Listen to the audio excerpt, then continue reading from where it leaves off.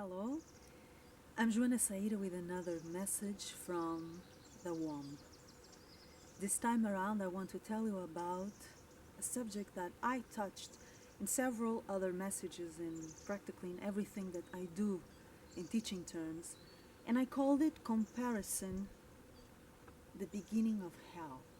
It's a very dramatic title, I think, but it's also a very realistic one because I've seen it happening in dance, but also in regular, normal life. When people start comparing themselves, the way they do things, the way they live things, the way they succeed or fail, and success and failure are highly relative terms, by the way. When they start comparing, they start to feel bad about themselves, even if they're doing good. In fact, even if they're doing great, there is a kind of negative energy you cannot escape when you start comparing yourself.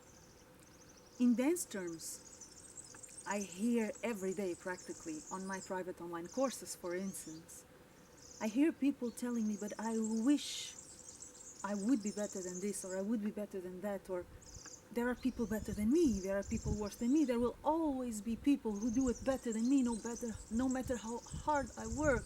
Well, this conversation makes no sense, and I try to explain why it makes no sense. If everybody does things their own way, and this is the problem, is that most people don't do things their own way. They follow the crowd, they follow the sheep. They don't have their own language, they don't find their own language. They mimic their teachers and the dances they like, and they try to copy them. So it's inevitable that sooner or later they will compare, of course. But if you find your voice, if you find your language within the language that is taught, if it's really your voice, there is no comparison. You'd never think, oh, I am better than that one, or I will never be better than this one. Or this kind of relationship between you and the exterior world makes no sense when you do things your own way, when you listen to the music your own way, when you allow your body with its unique characteristics and its unique memory, its unique emotion, its unique life experience, when you allow all that you are to come into the table and to move you, move through you. When you do that, there is no comparison because nobody can do it like you. Nobody is you except you. Right? It's very logical, I think. But somehow it's very hard for the majority of dancers and non-dancers to get this, that I am unique. So are you. So is your neighbor.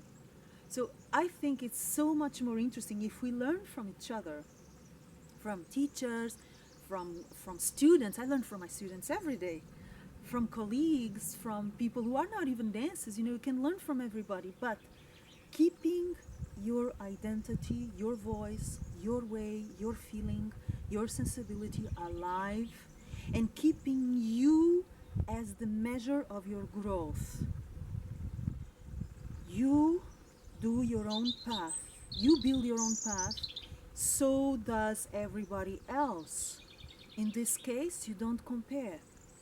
You learn from the people you actually like, and you ignore what you don't like. It's okay.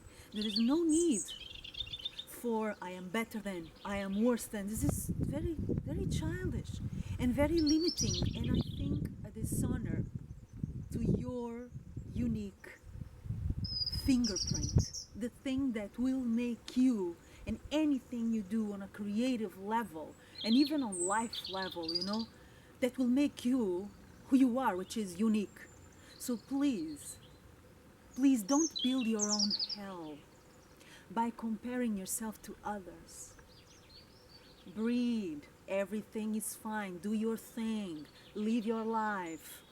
Build your projects. Love the way you love. Listen the way you listen. React and act the way you act and react.